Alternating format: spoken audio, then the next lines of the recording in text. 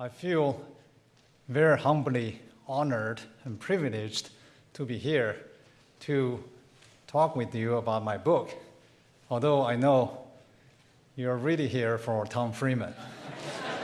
And that's why I'm here too. So I will provide you with some visual context of the stories in my book, then we'll go to Tom. I was 12 years old when I finished elementary school, when the Cultural Revolution broke out. And I think many of you, or some of you, may know the man standing next to Mao. He was featured on the front page of the People's Daily on October the 1st, 1959, the 10th anniversary of the founding of the People's Republic. He was the president of the country, and Mao was the chairman of the party. 7 years later, when the Cultural Revolution broke out, there he was, attacked, arranged by mobs, and he was jailed without a process, without any public knowledge. 3 years later, he died in prison, nameless. His wife, 47 years old, was hauled in front of 300,000 people to be struggled with. And she was humiliated with necklace made of ping pong balls. She survived the Cultural Revolution after spending 12 years in jail. And this man, I'm sure most of you have no idea who he is, was the defense minister of China, the first one. He was the commander-in-chief of the Chinese forces during the Korean War, who fought the American forces to a standstill, as you remember. There he was in 1966 during the Cultural Revolution, and eventually he died in prison as well. For those of you who read the Chinese, he was the father of Xi Jinping. He was a counter-party or anti-party element, and he was in jail for about 18 years. So it was a very chaotic period of time. I witnessed with my own eyes teachers beaten to death by their students. And for a number of years, the schools were all closed. There was very little that we had to do. And Mao reviewed the records, encouraged them to go all over the country to spread the fire of revolution, to spread the revolution. And that was him, and he drove everybody into a frenzy. And I joined a group of teenagers, I was 12 years old, by the way, to travel around the country in the name of revolution. Transportation, lodging, food were all free, provided by, there was not much of a government, but it was provided for. And I was the second from the right, so I have documentary evidence that I used to be a teenager. Eventually, all the factions of the Red Guards started to fight with each other to show who is more revolutionary. And this is the artist's rendition of eventually what happened. Many people killed, there was bloodbath, and the country became totally chaotic after 3 years of the Cultural Revolution. So Mao came up with a very brilliant idea. There were so many young people roaming around the streets, having nothing to do, getting into troubles, getting into fights. So he said, well, everybody should go to the countryside to reform your world outlook and to learn from the peasants and to transform the backward countryside. So he sent a lot of young people to the most barren, most remote parts of China. And I was sent to the Gobi Desert together with many of my peers. If you look at a map of China, it looks like a rooster. And Beijing is at the throat of the rooster. Gobi Desert is on the back. And there's a red dotted line trailing in the bottom of the Gobi Desert. That's the Great Wall of China. So Gobi Desert is where we spent the next 6 years. We went over there in 1969, and today is, or this year, is the 50th anniversary of us going to the Gobi. And this is the terrain. And we were supposed to grow in the Gobi Desert crops. And you can imagine how successful we were trying to do that. Very hard labor, 16, 18 hours a day of work, digging canals, plowing the fields, making bricks. That was me. And I was chasing a bull. And I can tell you that if you charge a bull, the bull runs away. Yeah, look at all this Spanish bullfight. I don't understand it. But don't try it unless you do it in open. And this is the shelter that we built for ourselves. And we lived in there. In wintertime, the temperature there usually is minus 10 Fahrenheit. Wind chill can be as low as minus 30 or 40. Going out to the outhouse to answer the call of nature was very dangerous. The bad thing is that the temperature was the same outside and inside because there was no fuel, there was no heating. So we lived in there. You see some chimneys. The only source of fuel was cow dung, cow manure. When dried, you can burn it for 7, 8 minutes. So every night, we would burn some cow dung, dried cow dung, to heat up the room a little bit before we get into or enter the cover. When I first came to this country, I noticed that when people disagree with each other, they use the expression, bullshit. I thought to myself, that thing used to be so dear to me.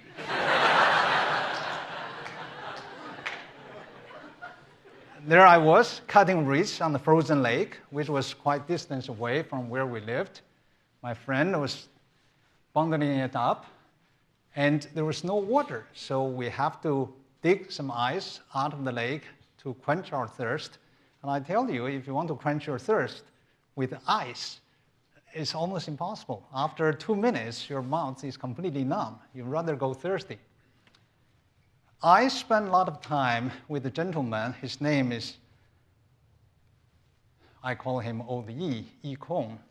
He was the foremost aviation expert in China. He was an airline captain, and he was trained in America. In the military, he flew bombers, and he was also exiled into the Gobi. And I became a very good friend of his. He told me many things about America in secret. And that was my first exposure to America as a country.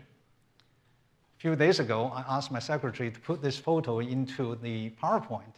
And she looked at this picture, she said, "Which one is you?" I've got to that age as well. Eventually, I got out of the Gobi. And 5 years later, I found myself in San Francisco. And there I was, chatting with, I'm sure you recognize her, Dianne Feinstein, who was mayor of San Francisco. I think she was 46 years old at that time. And I got into UC Berkeley, and Janet Yellen, who was so kind to have written a foreword for the book, was my PhD advisor. And she said, he had arrived at Berkeley to start his PhD program, and then the power went out. In any case, she said she was stunned to find that, in fact, I've never taken a formal mathematics course at all, yet I was in the PhD program. Whatever I learned was by a candlelight. There was a small error there. We couldn't afford candles. I was using kerosene oil with a wick in a small bowl, and under that light, I was able to do some reading. But I really miss all my friends in the Gobi who didn't have the chance to read, to study, and therefore when everything was over, they didn't have any knowledge and skill to get a decent job. and they have lived in poverty ever since, and even today. And with that, thank you very much. Let me bring the guest of the honor, Tom Friedman, to the stage. Not even close. Thank you. That was great. That was cool. Thank you. You sit over there. Well, Shan, thank you. That was a terrific introduction. I really have to say this is a fantastic book. I could not put it down. And it tells just a remarkable story of the Cultural Revolution. And you realize just how crazy and mad that moment was. And I guess that's my first question, as you look back at that moment, as a Chinese citizen, as someone who lived through it, what is your take on Chairman Mao now? Well, I think that if you look at what Mao did after 1949, after the founding of the People's Republic, he basically committed crimes against the nation with one disastrous policy after another. The anti-rightist movement, the Great Leap Forward, the Cultural Revolution, and the country was pushed more and more into chaos, into poverty. If you look at the entire career of Mao, I wouldn't say everything he did was bad. He unified the country, and he brought the people together. Had he died in 1949, he would have been considered a hero. Yeah. Unfortunately, he lived too long. Yeah. Just apropos of that, I couldn't help but think, reading the book, where would China be today if it had not gone through that 10 years of just self-destruction in terms of its growth, its development, the education of its people? It's just, it's phenomenal to think where China could be today. I remember a conversation that I had with Lee Kuan Yew, the senior minister or foreign prime minister of Singapore, in 1994. He and I had a chance to be together, and we were walking. I was chatting with him, and he said, you know, Singapore was very fortunate that China was in chaos. And he said that only the least educated Chinese, a couple of hundred years ago, migrated to Singapore. And they helped develop Singapore as a country. If China has started to develop right after 1950, for example, there was no chance for Singapore because all the talents in China Interesting. Fascinating. were in China, Yeah. right?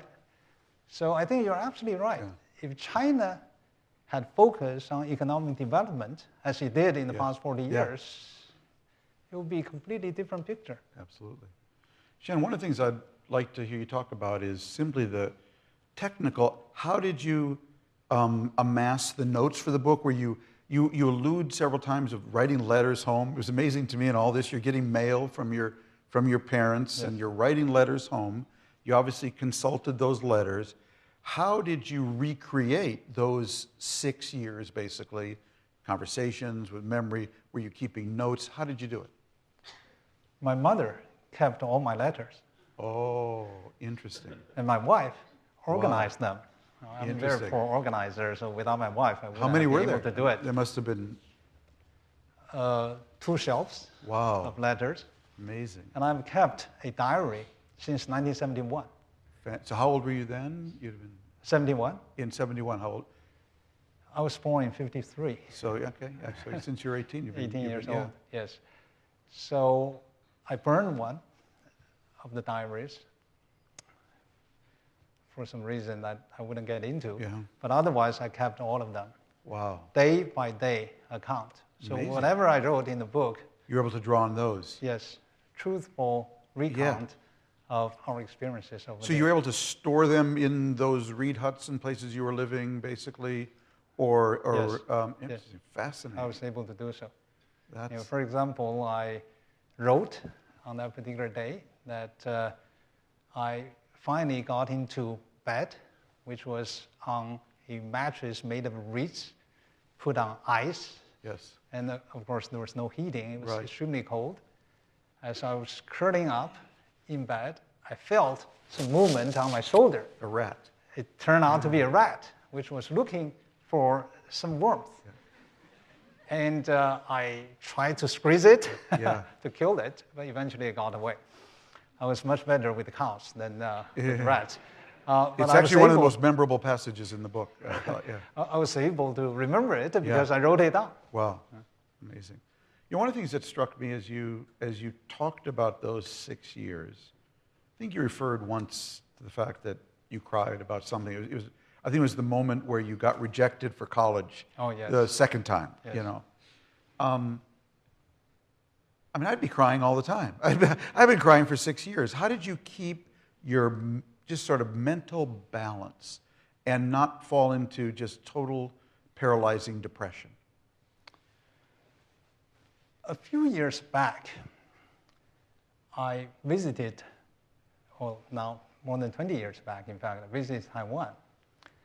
And I visited a medical clinic in the remote countryside, in a village. And there were 2 doctors trained at the National University. And I was very surprised. I said, why are you here? You could find a job in Taipei. Why are you in this poor village? Oh, they said, we got a scholarship, which works in such a way that after graduation, we have to work in the village for about 2 years. And I thought, that's such a great system. If you had hope, then you wouldn't mind spending some time in the remote part of the country, helping the people over there. The bad thing for us at the time was there was absolutely no hope of ever getting out of that place. We were told to take a root in the remote countryside and to settle down there for the rest of our life.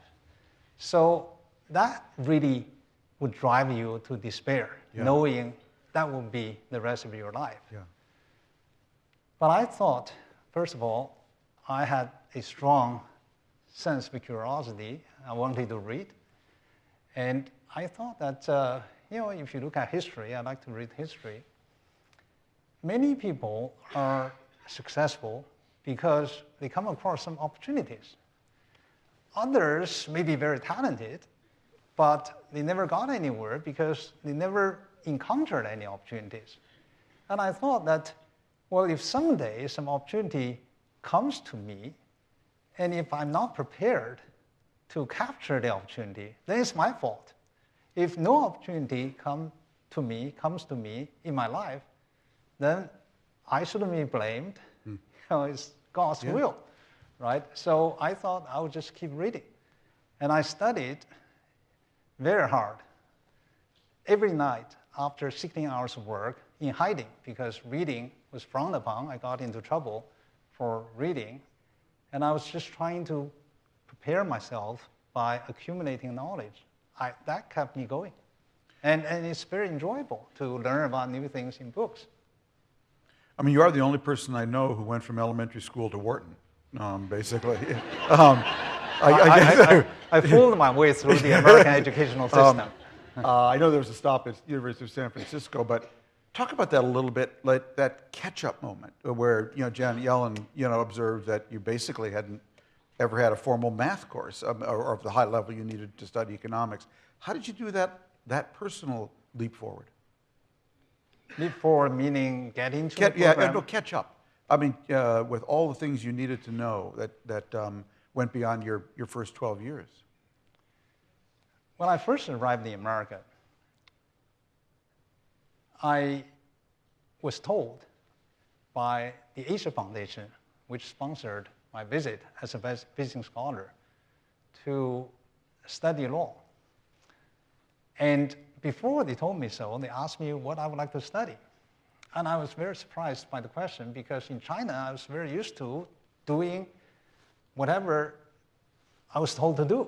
And there was never, ever a choice. And all of a sudden, somebody was asking me what I would like to do. So I said, I'm like a blank piece of paper. You can paint anything on it, you can write anything on it, and you send me to anywhere to study, I will study it. I didn't have a preference. I didn't have a desire to study any particular subject. So this gentleman at the Asia Foundation was Andy Andrews, director of the program. And he thought for a minute. He said, you know, China does not have a legal system. You should go study law. I said, fine, I'll go study law. So he sent me to University of San Francisco Law School. And there's a story I wrote in the book, how I got to that university. Tell the story, because it's a great story. But in any case, so that's my first subject of study. I took an exam given by the Asia Foundation to come to America as a visiting scholar. I did pretty well on that exam. I was placed number 1. And the president of the university called me into his office. He said, the Asia Foundation gives us 3 choices. You know, I want to make sure to send you to the best university in America among the 3. The first one, he took out the list, was Stanford. He said, you know, I've never heard of such a school, Stanford. Have you? I said, no, I have never heard of Stanford. You know, we were country pumpkins, so we didn't know anything. So he said, that must be an obscure school. I wouldn't send you there. And the second one was UC Berkeley, University of California, Berkeley in China. You know, the name of the place associated with the university is very important. You know, like Peking University, like Xiamen University, that must be a very good school. But at Berkeley, that sounds like a branch campus. In China, if you don't qualify for the main campus, you go to the branch campus. They said, I can't send you to a branch campus. And the third one was University of San Francisco. I said, of course, everybody knows about San Francisco. So that's where I ended up. For my first program. I'm very grateful to University of San Francisco. I spent some marvelous time over there, and the people there were very generous. And I came as a visiting scholar. I thought I was going to get a formal education, only to be told that there was such a thing called tuition fees. I never heard of that concept. You got into school, you have to pay to study, and I was devastated. I actually cried. But a professor and her husband were so generous as to have donated some money to cover all my tuition fees. And I couldn't do it at law school, which would require 3 years. And I could stay in America for only 1 year. And I said, which program would be shorter? They said, well, the business school program is shorter. And it would take only 2 years to get an MBA. Oh, I said, if it takes 2 years for other people, you know, I can do it in 1 year. So that's what I did. That's fantastic. When you don't say it in so many words in the book, Shan, but what is the biggest lesson you impart to your kids from this incredible experience? Because, you know, one of the sections of the book that I got really emotionally involved in is when they're, for the first time, at the end of the Cultural Revolution, allowing people to go to college. And you're in this competition with the other workers, and the first year you don't get selected, and the second year you don't get selected, and finally in the third year, I think, you know, you finally got chosen for the Foreign Language Institute. But what is it, when you talk to your kids about this experience, what's the life lesson?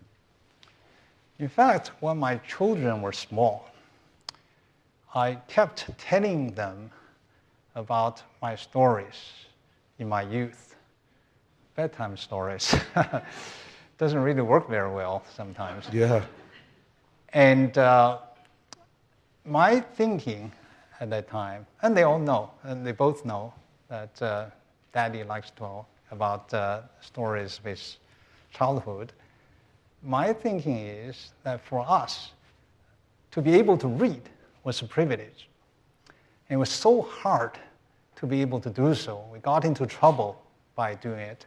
And to be able to go to college was such a life-changing experience. And if you look at the young people today, they're so privileged. They have the education and they take it for granted.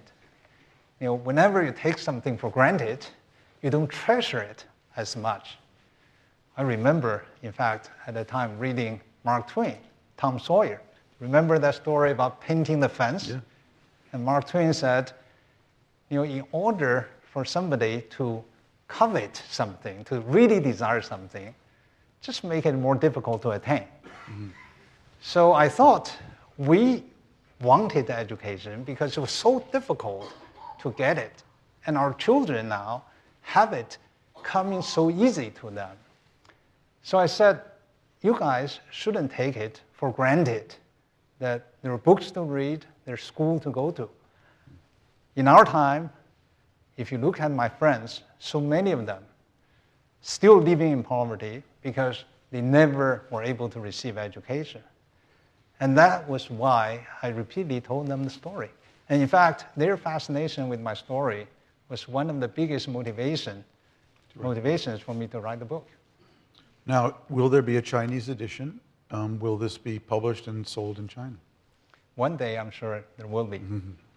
But right now, there's no plan for that. At the moment, I'm not working on it. Gotcha. It's actually easier to write a book in English than in Chinese. Yeah. Because in English, you can write the way you speak. In Chinese, the written language is slightly different from how you speak it, so you have to be more considerate. It takes longer. To what degree, and pardon my ignorance, is there a genre of literature like your book, of people's memoirs of the Cultural Revolution in Chinese, and read and discussed? And where is it as a topic within China today that you can and cannot talk about? I'm afraid that today the Cultural Revolution is little mentioned. I'll tell you a story.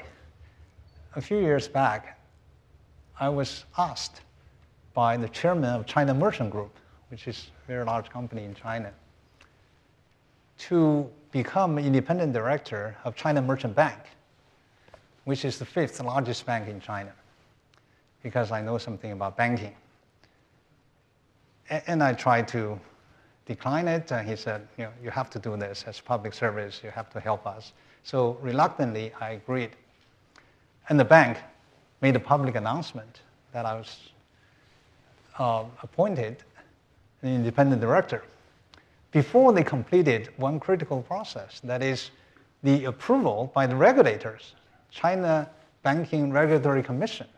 And they thought it was going to be a formality, and usually it is a formality, so we fill out some forms and send it to the regulator. A few days later, my secretary called me as I was traveling. She said, they asked a question. Why did you not fill out where you went to middle school or high school? So I said, well, just send them a message to say, I have never been to middle school.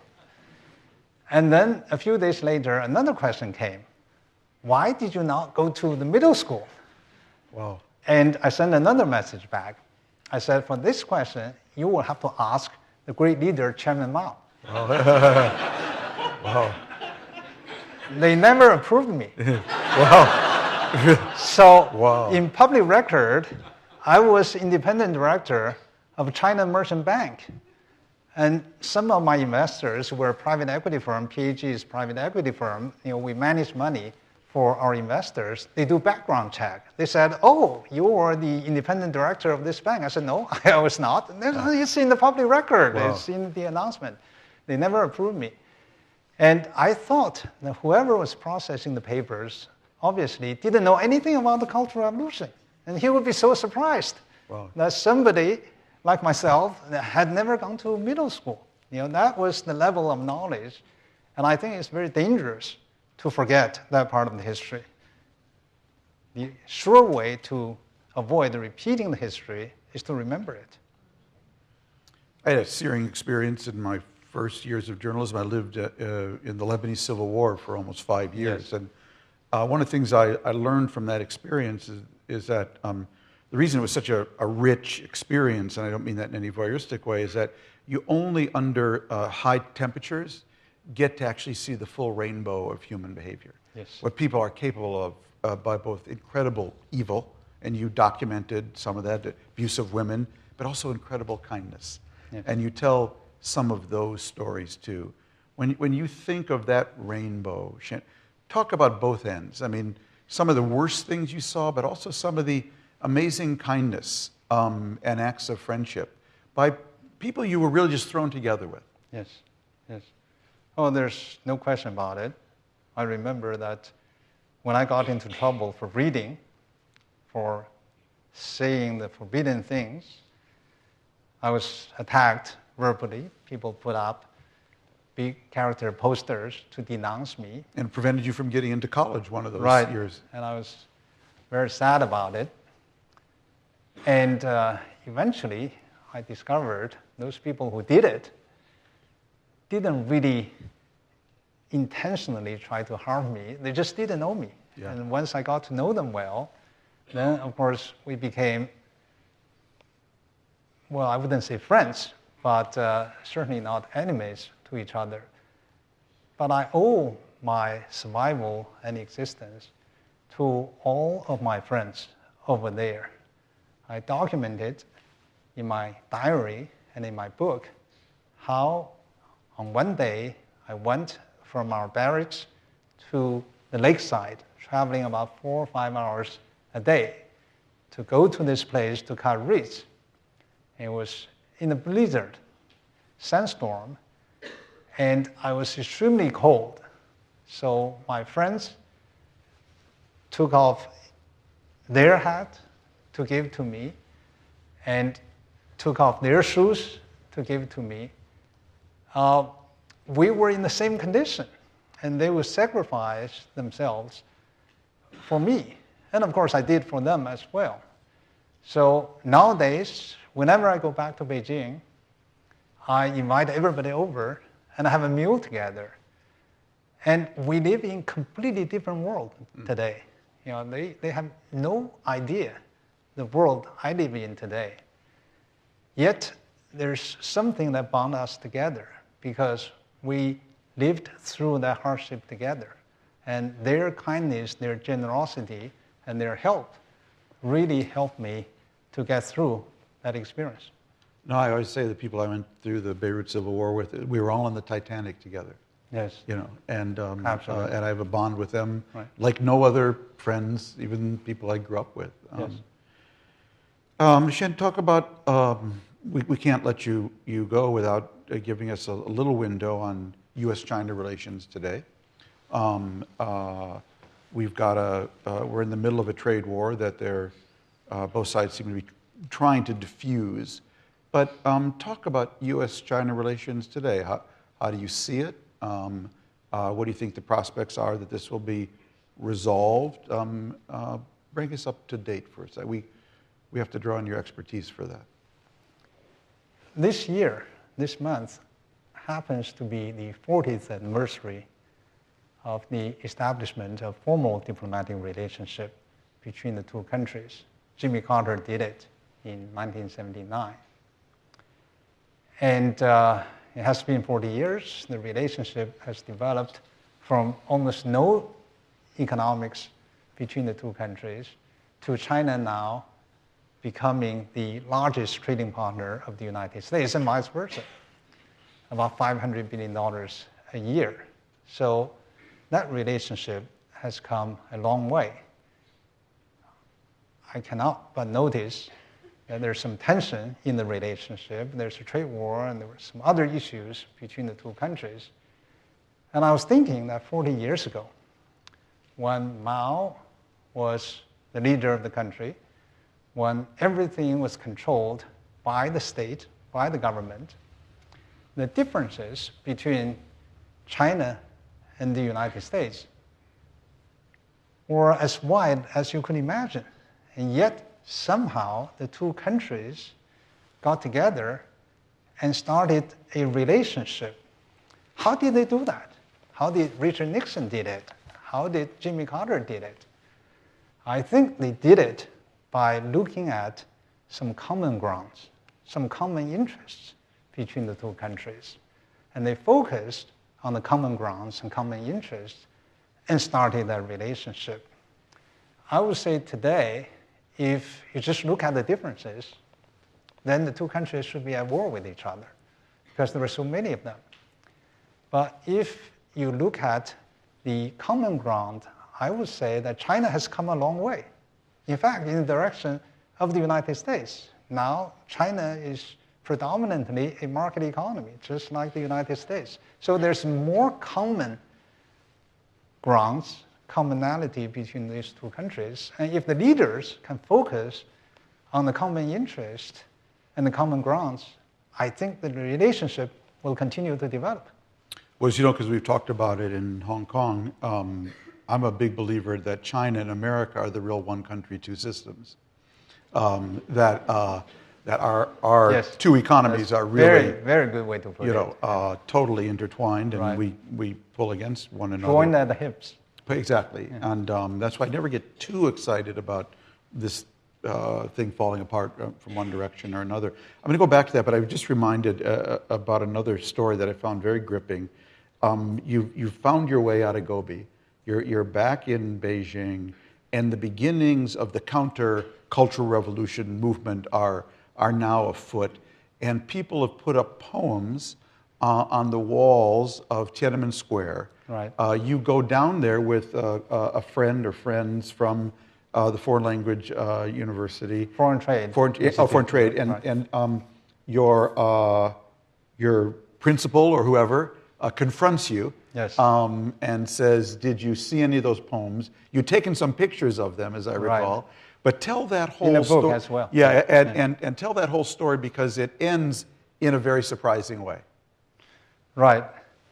Of course, people went to Tiananmen Square on April the 4th, 1976, to remember Zhou Enlai, who died on January the 8th of that year. And Mao's followers, his wife, Jiang, and others were against him. So in order to express their discontent and resentment, about 1 million people, and maybe more, went to Tiananmen Square to demonstrate. And people expressed themselves by writing poems and by denouncing Jiang Qing, Mao's wife, and her followers.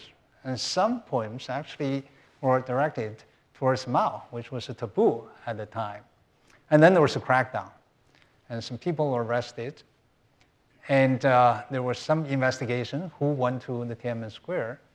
And the party secretary of the department, the English department where I was studying, called me into his office and said, we heard you went to Tiananmen Square. In fact, I told everybody to go.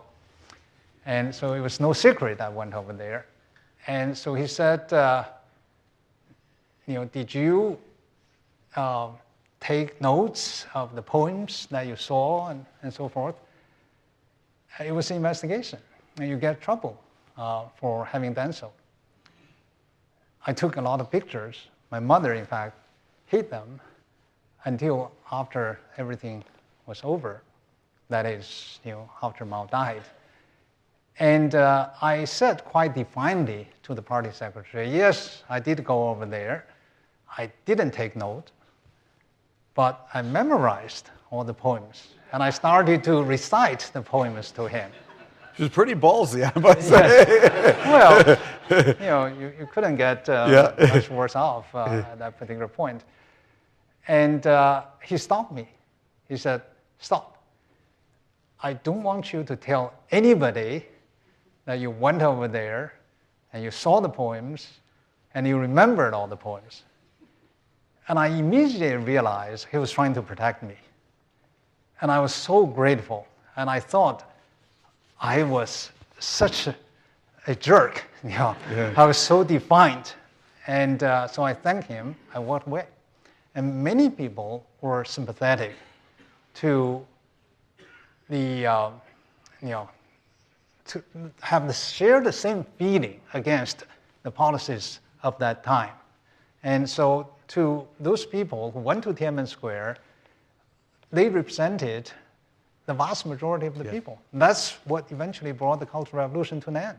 Well, when I read that section, it reminded me, one day I'm going to write all the lessons I've learned as a journalist. And one of the lessons, there's a rock group called Neon Trees. And they have a famous song, which has always been a motto of mine. And the song is called Everybody Talks.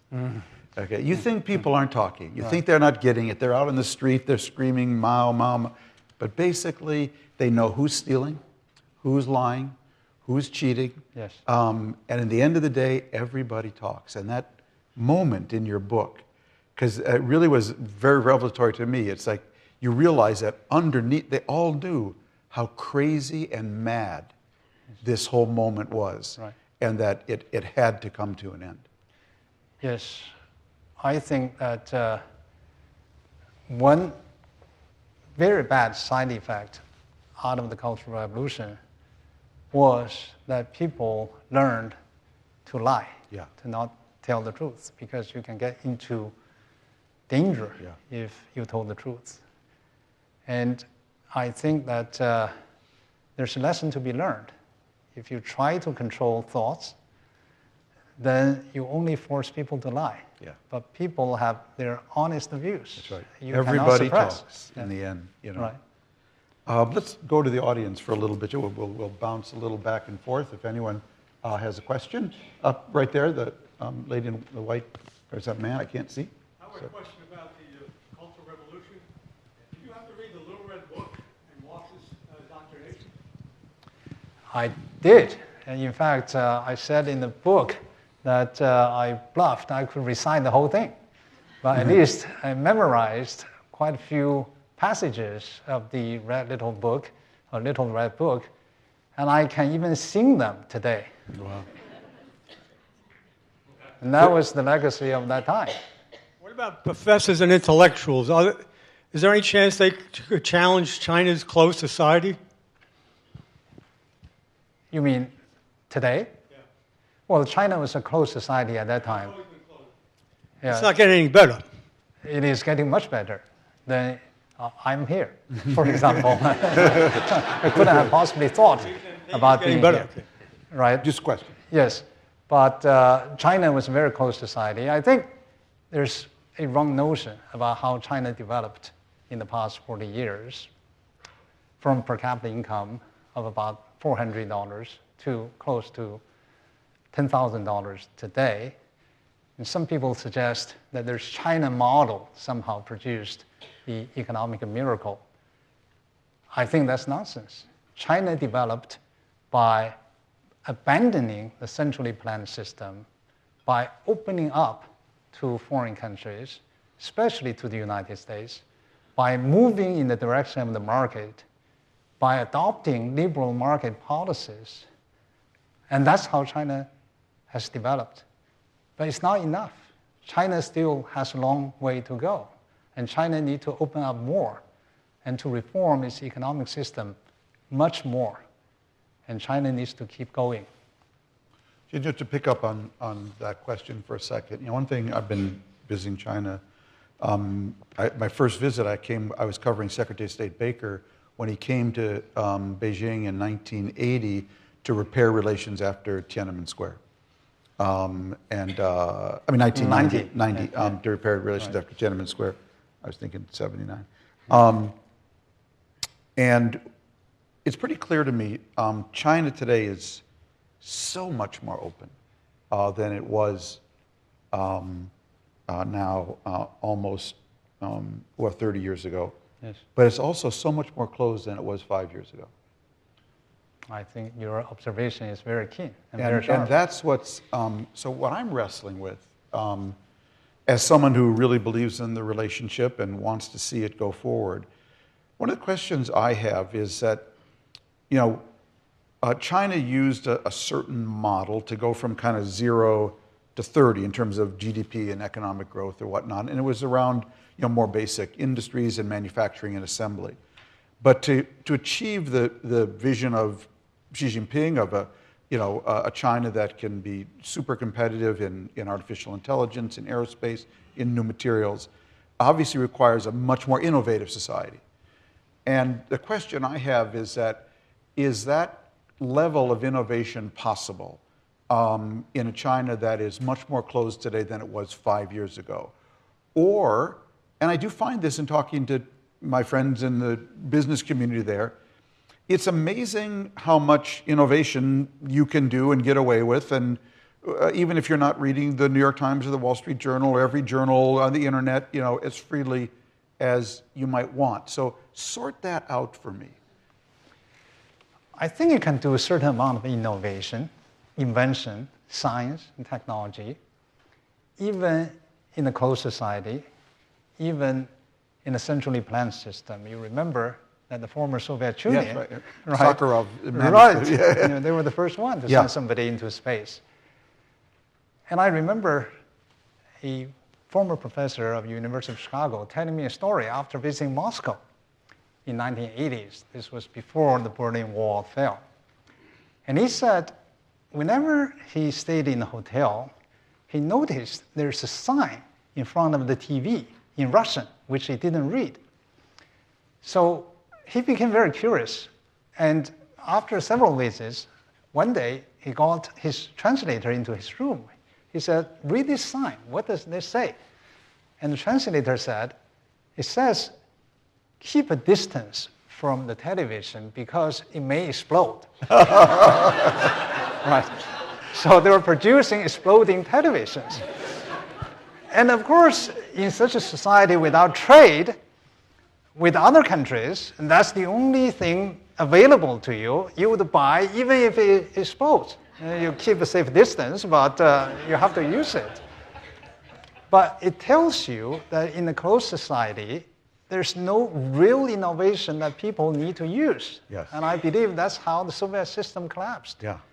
And I think innovation can only come from the private sector. The real, Right. applicable innovation can only come from the private sector. The state can do some, but not enough.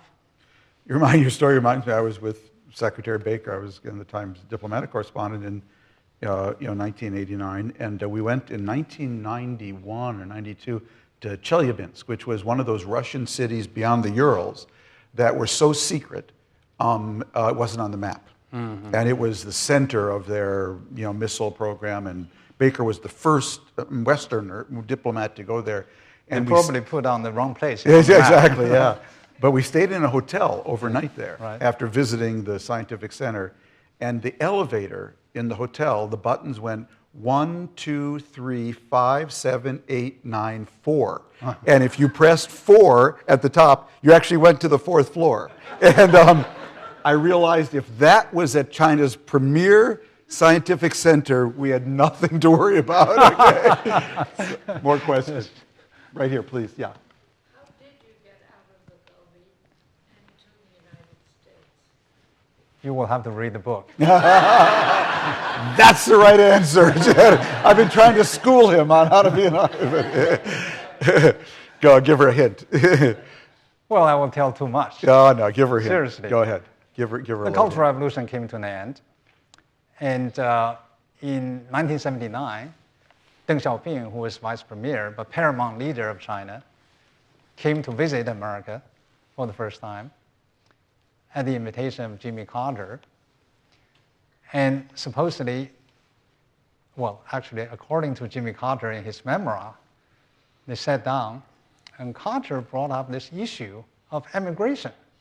And there was a law in America which linked emigration with trade to encourage the Soviet Union to allow Jewish people to emigrate to the United States. So Carter, brought up this subject, and Deng Xiaoping said, 10 million people enough? And supposedly, Jimmy Carter dropped the subject immediately. And that was the beginning of the open door policy, and that allowed Chinese students to come to America to study. And now the student body from China represents the largest student body in American universities. Were you the first Chinese student to... Among the first, at least. To get a PhD in America? I I don't have the Yeah, but hard, nobody's keeping. Yeah, statistics, but it was but among I the very believe first. I was Yeah. among the first. Amazing. I certainly was the first one to teach at the Wharton School. Yeah, amazing. Please, yeah. One way in which China has an advantage in innovation is in terms of data. Yes. Almost everybody is using their cell phone to buy everything. Everybody doesn't care about, people don't seem to care about sharing their information. So that's one way. What type of constraints can you envision that you control? Because the state will have all this data. They can data mine. They're good computer scientists. Maybe they're better in the United States, but you'll have the advantage in data. I shut down my phone when I go to bed here in New York City because you get all this junk marketing calls all the time because whoever collected data sold them for some money. And it's really very bad. And you're right, privacy, data protection are very weak in China. And I believe that there should be more regulation in that particular regard. Somebody asked me the question whether or not the government will be able to use the data to do innovation, to develop AI and so forth. I don't really believe in the government's ability to innovate. And I think that innovation is best left to the private sector. But I think the role of the government is to better protect the data and privacy of the people. I think in this regard, EU is far ahead of everybody else. I still have a flip phone.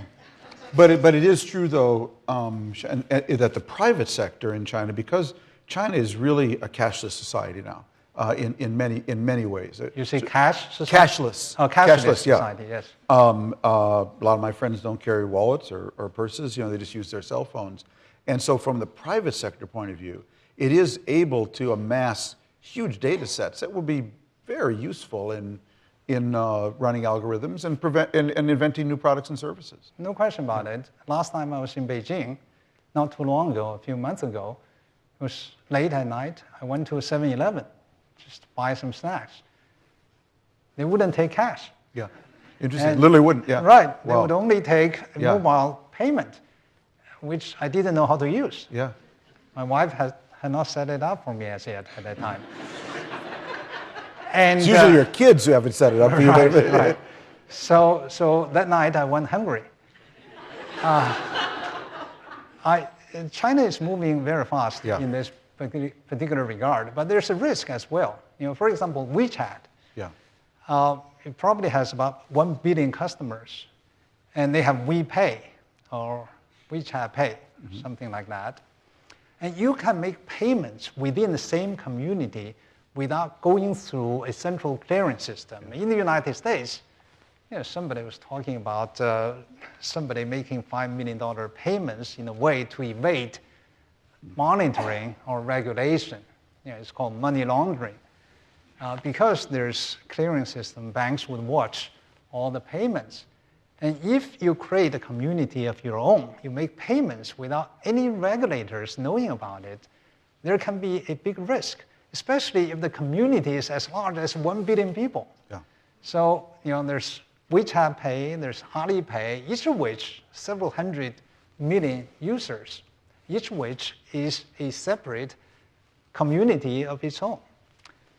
And I think the government is taking some measures to create a central clearing system to say, yes, you can have your payment system, you can have your payment platform, but eventually everything will have to go through a central clearing system so that we can regulate. I think that's very necessary. But you're right. In Shanghai, in our office in Shanghai, nobody uses cash. Yeah. Nobody uses credit None cards. of my friends carry wallets or purses, and I actually wrote just a phone. Yeah, I wrote a column about you can now donate to beggars by just scanning the QR code in their bowl. Actually, I read that column. Yes. They take it. Yeah, and they'll take it. They're Right. totally there. It's yet to happen in New York subway. Exactly. It's coming. Please. Yeah. To go back in the Gobi, I would like to know how you got books over there and what kind of books you read. Question. That's a very good question. Books were banned during the Cultural Revolution. Even those books translated into Chinese, available before the Cultural Revolution, were banned during the Cultural Revolution. And only books by Mao, Marx, Lenin were allowed. And it was very difficult to find a book. But of course, I just read whatever I could lay my hands on. I would go to some homes and search for books. And some people still have copies of books lying around somewhere. At one time, over a long period of time, I read the insecticide manual. Oh, yes, right. Manual. And because that was the only book available at the time. So I know everything about pesticide, insecticide. You know, if you have roach problem, rust problem. And tell the story ask about the me. birds that you would boil. Right, and we used insecticide to poison birds. You know, there was a lake some distance away from where we were, and we would eat the birds, regardless of the poison. So I'm very poison resistant at this particular point. So my study was very unsystematic. I have 3 graduate degrees from this country, but I feel that my little house of knowledge is built on sand because I never had solid foundation and never really studied systematically because books were not so available. But you know, in reading your story, Shan, I can't help but marvel that certainly it's always been my belief. But every time I go to India or to China, but particularly even to India, I say to my Indian friends, "You're the luckiest people in the world. The luckiest people. Yeah, you're the luckiest people in the world because you have no natural resources.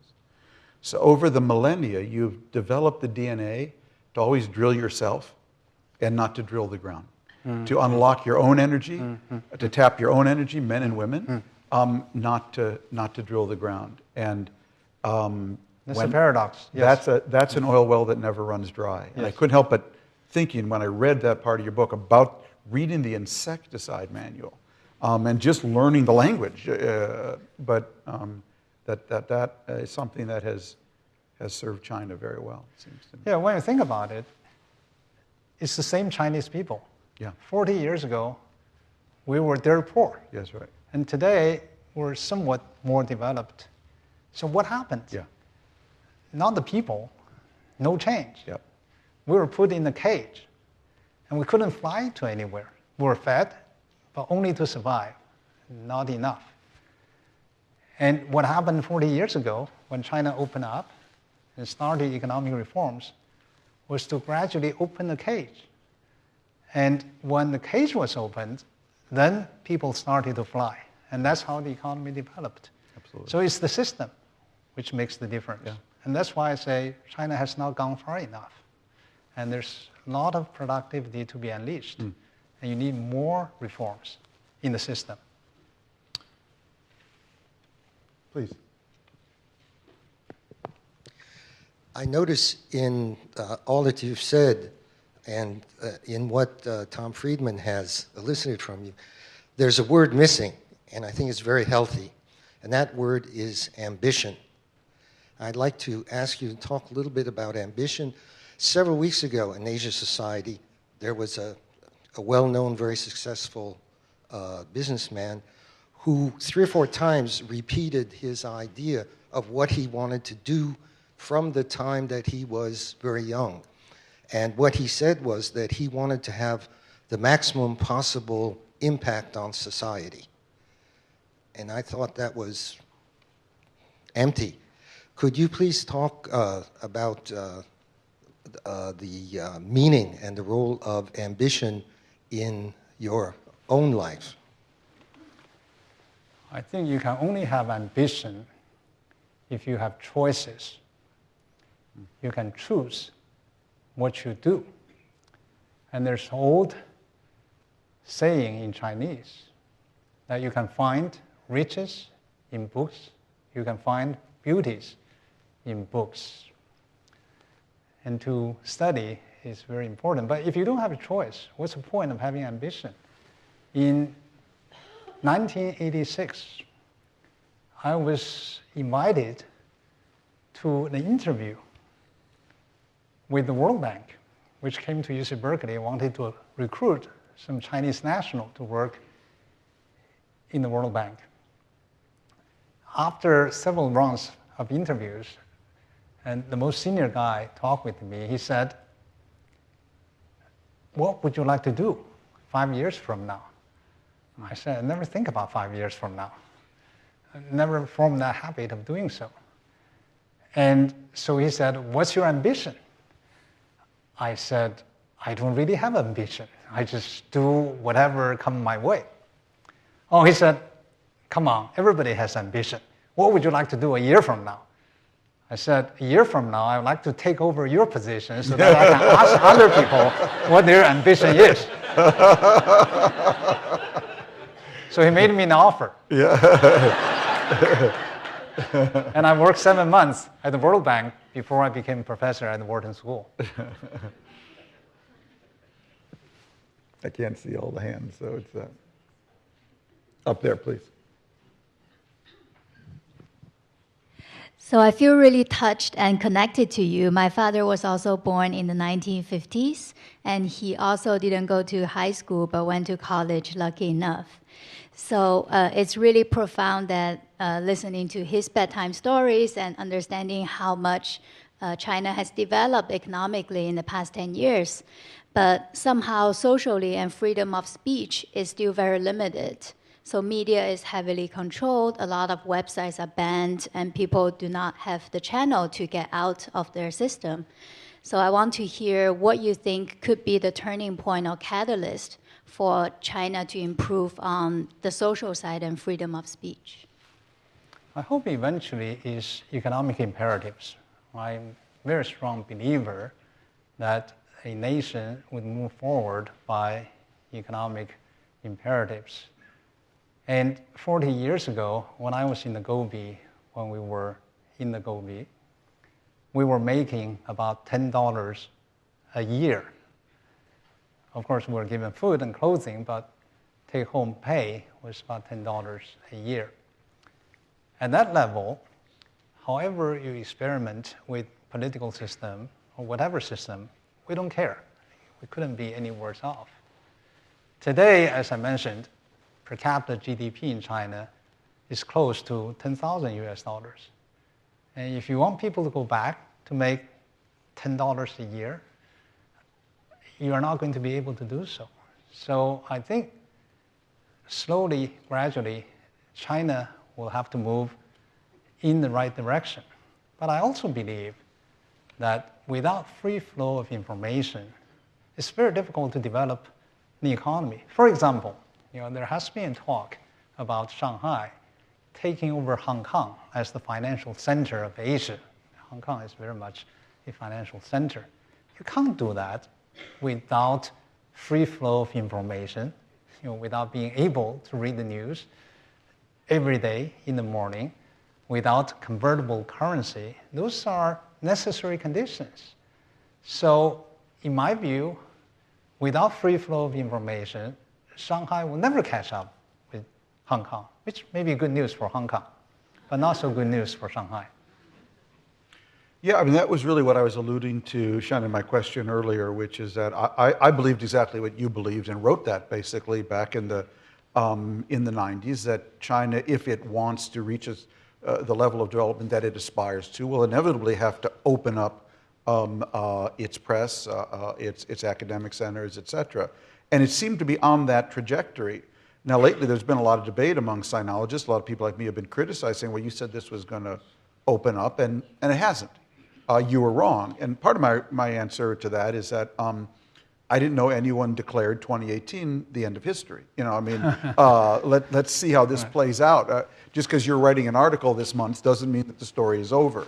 And I think it is, though, we're at a really interesting intersection, I think, between Xi Jinping's desire for control and to root out corruption, which he felt was eating away at the system, and the degree to which that is going to choke innovation and the level of, I think, free flow of ideas that you need to get to that China 2020, 2030, whatever the aspirational goal is. And that's, I think, what's so interesting about this moment. I was in a dialogue at Tsinghua University last April and was talking to a professor there, and he told me something interesting. This was after the latest crackdown. Oh, no, this was after Xi announced that he would be basically president for life. And he said something that really stuck in my mind. He said, Mr. Friedman, we've been inundated with applications from people in government who want to get out of government now and come to work in university. Yes. Because if it's a one-man system, that means it's just, the old system was there were actually always two teams in flow. So a lot of job opportunities. There was the president and then the incoming, one.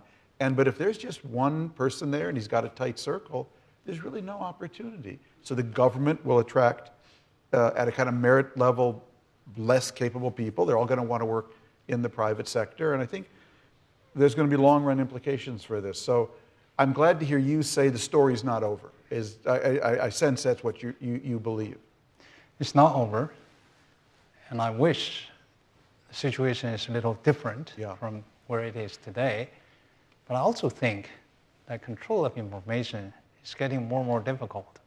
There's VPN, there are ways to cross the wall, to climb the wall. And I sometimes get news from inside China. People somehow learn things that I didn't know by getting into the web and the network. I think eventually it's futile. But more importantly, it really has to do with innovation. I was talking with some scientists in China, and he was telling me that it was so difficult to find data on the internet because Google is not available. Yeah. And I felt the same way. When I was writing the book, I had to do some research. And when I went to China, and I found it very difficult to do some research. There was Baidu, but you just don't have the same reach. So I think that with regard to scientific research and technological innovation, you really need free flow of information. Otherwise, you can't catch up. So that's another part of economic imperative I think eventually, hopefully, will prevail. I believe it's even doubly true as the pace of change accelerates, the access to free flow of information becomes that much more important. Yes. Up there, yeah. I'm curious as to, in your book, you mentioned how you met your wife, and you talk about the love stories of your marriage and her role in your path from the Gobi to where you are today. What was the last part of the question? Her role. Her role. In his life today. Right.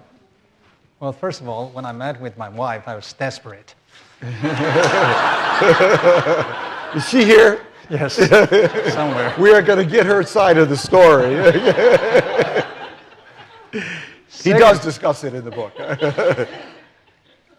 Secondly, at the time I was making, when we were married, I was making $5 a month by today's exchange rate. She was making about $8 a month. I like that. Yeah. So she has always said that I married her for her money. I love that line. I'll just stop there. Talk about how you met, though, because it's a lovely story in the book. How you met, Ben. May I just leave the audience to read the book? No, you got to. Shan, trust me, I know how to sell books. I was visiting a friend, and she was there chatting with this friend. And I looked at her, I thought, well, this girl looks quite pretty. That's how we met, in the office of a friend. And then I offered to walk her home. And she said, do you know the way? Oh, I said, I'm so familiar with Beijing. Trust me, we won't get lost. And then we were chatting. Eventually, we hit a dead end. Yeah. And there was no way to go. She said, you said all roads lead to Rome. Fantastic. Up there, please, yeah. wait for the mic. Thanks so much. I think in this age of tribalism and nationalism, the educated classes have always been a moderating force for globalization and transparency, right? But I think, especially from investors' points of view, as China has moved, more conservative in recent years, it's cost a lot of credibility among the American educated classes who have always been the defenders of China, right, in a conservative world. How do you think we begin to repair, the U.S.-China relations versus just, stopping a deterioration? And how does China win back friends that it's lost over the actions of the last couple of years from a political point of view? Good question. Thank you.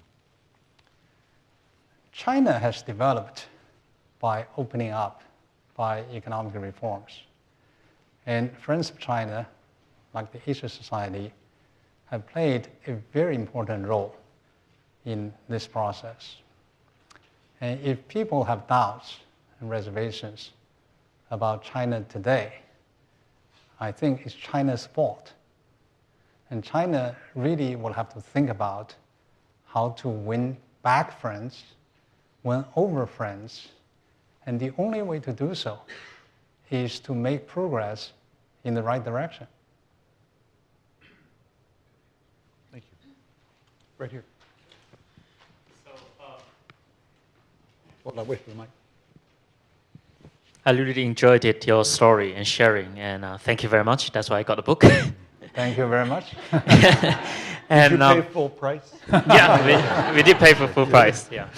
So, in your sharing, you have talked about how you met the pilot, and also how you keep remembering you need to be prepared when opportunity hit. And those are the things that you keep reminding yourself when you face great challenge, and also when the environment was really harsh. Would you elaborate and share a little bit more about that one or two person who you really who inspired you, and also you keep remembering them, and to develop your tenacity and also your resilience, or even the initial idea that you need to be prepared and doing all these things that are probably quite different from people around you were doing. I probably think, even though I'm a younger generation, but I probably would believe not many people were reading books as much as you were in such environment, and also have such thirst for knowledge as you were in that environment. So would you elaborate and share a little bit more about the inspiring figure, or how you... And if I could add to that, Shan, one of the questioners online asked you to talk about, have you stayed in, you alluded to this, but stayed in touch with those who stayed behind in the Gobi. So talk about that, and talk about the pilot and the beginning of his story, because he was a part of a group of pilots who defected from the nationalists. Right. Well, I think that in life, when you encounter difficulties, there's always the easy way out, which is to give up. And most people, I would say, under adverse conditions, just choose the easy way out. You just give up, you don't do anything, you play poker, you play chess, you just lie around, wasting your time. And somehow I just decided that I shouldn't give up, I should continue to read, educate myself. But I was greatly helped by this gentleman. I showed his photograph, Mr. Yi Kong. He was an aviation expert, more than just a pilot. He knew everything about airlines. And his crime was to fly bombers to bomb the communist-controlled areas. But eventually, in 1949, he and some others led an uprising. But a dozen, weren't there? Or I think you said in the book about a Well, dozen. eventually 3,000 people actually defected from the nationalist side. Yeah. But for planes, Yes, there yeah. were 12 planes. Yeah. So the nationalist government at that time had 2 airlines. And all the aircraft were parked in Hong Kong because China was already taken over by the communists, and the nationalists fled to Taiwan. So these people led the uprising and flew 12 aircraft to Beijing and Tianjin, a city very adjacent to Beijing, which laid the foundation for CAAC, or Air China Today. So he was a hero. He really contributed to China's early days of economic development. And yet he was sent to the Gobi, and his job was to herd pigs. And it was such waste of talent. So he and I became friends because I brought my books to him. And he would tell me stories about America. And then I realized that there was a world outside of this world. I grew up believing that China was a very strong country, and we should worry about and care about the oppressed people in foreign countries. And Mr. Yi told me, in fact, that America was far richer than China. In fact, he was in America in the 1940s. It was far richer than China at that time. He opened my eyes, and he told me that there was another world. And that really was very helpful. For me, I talked about this hope, to hope someday that I will be able to see the world. And I think hope is very important. Again, if you send me to a place of hardship for a couple of years, it's okay. But if there's no hope, that drives people down. And when you have hope, and then you have something to strive for, and that really was what kept me going. And we have a saying, hope is not a strategy, but one of my teachers, Dov Seidman, always likes to say, hope is actually the only strategy. Yeah. I think that's a very good point. We have time for one more question. Down here.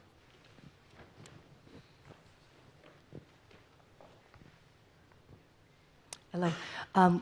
Shan, you mentioned that flow of information is very hard to control.